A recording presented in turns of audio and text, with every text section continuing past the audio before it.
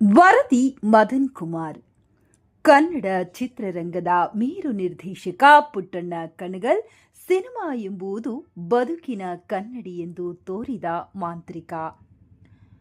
ಪುಟ್ಟಣ್ಣ ಕಣಗಲ್ ಅಂದರೆ ಕನ್ನಡ ಚಿತ್ರರಂಗದ ಪಾಲಿಗೆ ಒಂದು ಅಧ್ಯಾಯ. 60-70ರ ದಶಕದಲ್ಲಿ ಕನ್ನಡ ಸಿನಿಮಾಗೆ ಹೊಸ ಭಾಷೆ, ಹೊಸ ವ್ಯಾಕರಣ ಕಲಿಸಿಕೊಟ್ಟ ಮೇರು ನಿರ್ದೇಶಕ, ಮಹಿಳಾ ಪಾತ್ರಗಳಿಗೆ ಬಲ ತುಂಬಿದ, ಮಧ್ಯಮ ವರ್ಗದ ಬದುಕಿನ ತಲ್ಲಣಗಳನ್ನು ತೆರೆಗೆ ತಂದ ಮಾಂತ್ರಿಕ.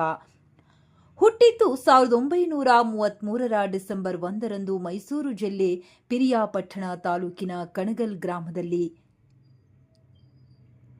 ಪೂರ್ಣ ಹೆಸರು ಶುಭ್ರವೇಷ್ಟಿ ರಾಮಸ್ವಾಮಯ್ಯ ಸೀತಾರಾಮ್ ಶರ್ಮಾ. ಬಡತನದಲ್ಲೇ ಬೆಳೆದ ಪುಟ್ಟಣ್ಣನಿಗೆ ಸಿನಿಮಾ ಹುಚ್ಚು ಬಾಲ್ಯದಿಂದಲೇ. ಮೊದಲು BR ಪಂತಲು ಅವರ ಬಳಿ ಸಹಾಯಕ ನಿರ್ದೇಶಕರಾಗಿ ಕೆಲಸ.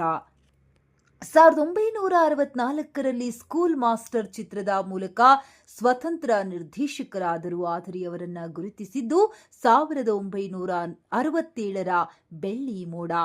ಪುಟ್ಟಣ್ಣ ಸಿನಿಮಾ ಅಂದರೆ ಅದು ಕೇವಲ ಮನರಂಜನೆಯಲ್ಲ, ಅದು ಬದುಕು.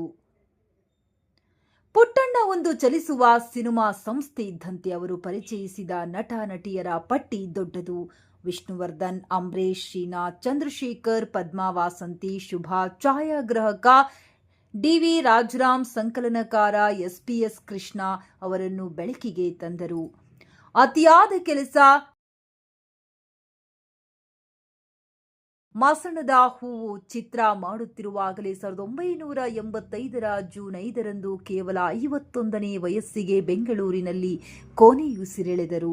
ಆ ಚಿತ್ರವನ್ನ ನಂತರ ಅವರ ಶಿಷ್ಯ KSL ಸ್ವಾಮಿ ಪೂರ್ಣಗೊಳಿಸಿದರು. ಇಂದು ನಾವು ನೋಡುವ ಕನ್ನಡ ಕಲಾತ್ಮಕ ಸಿನಿಮಾಗಳಿಗೆ ಪುಟ್ಟಣ್ಣನೇ ಭದ್ರ ಬುನಾದಿ ಹಾಕಿದ್ದು. ಗಿರೀಶ್ ಕಾಸರವಳ್ಳಿ, ಗಿರೀಶ್ ಕಾರ್ನಾಡ್ರಿಂದ ಹಿಡಿದು ಇಂದಿನ ರಿಷಬ್ ಶೆಟ್ಟಿವರೆಗೆ ಎಲ್ಲರೂ ಅವರಿಂದ ಪ್ರಭಾವಿತರು. ಸಿನಿಮಾ ಮಾಡುವುದು ಸುಲಭ, ಆದರೆ ಜನರ ಮನಸ್ಸಿನಲ್ಲಿ ಉಳಿಯೋ ಸಿನಿಮಾ ಮಾಡುವುದು ಕಷ್ಟ ಎನ್ನುತ್ತಿದ್ದರು ಪುಟ್ಟಣ್ಣ. ಅವರ ಪ್ರತಿಯೊಂದು ಚಿತ್ರವೂ ಇಂದಿಗೂ ಜನರ ಮನಸ್ಸಿನಲ್ಲಿ ಅಚ್ಚಳಿಯದೆ ಉಳಿದಿದೆ. ಕರ್ನಾಟಕ ಸರ್ಕಾರ ಪ್ರತಿ ವರ್ಷ ಜೀವಮಾನ ಸಾಧನೆಗಾಗಿ ಪ್ರಶಸ್ತಿ ನೀಡುತ್ತದೆ. ಇದು ಕನ್ನಡ ಚಿತ್ರರಂಗದ ಅತ್ಯುನ್ನತ ಗೌರವ. ಪುಟ್ಟಣ್ಣನ ಅಸಲಿ ಹೆಸರು ಶರ್ಮಾ. ಪುಟ್ಟಣ್ಣ ಎಂದು ಅವರನ್ನ ಕರೆಯುತ್ತಿದ್ದವರು ನಿರ್ದೇಶಕ BR ಪಂತಲು.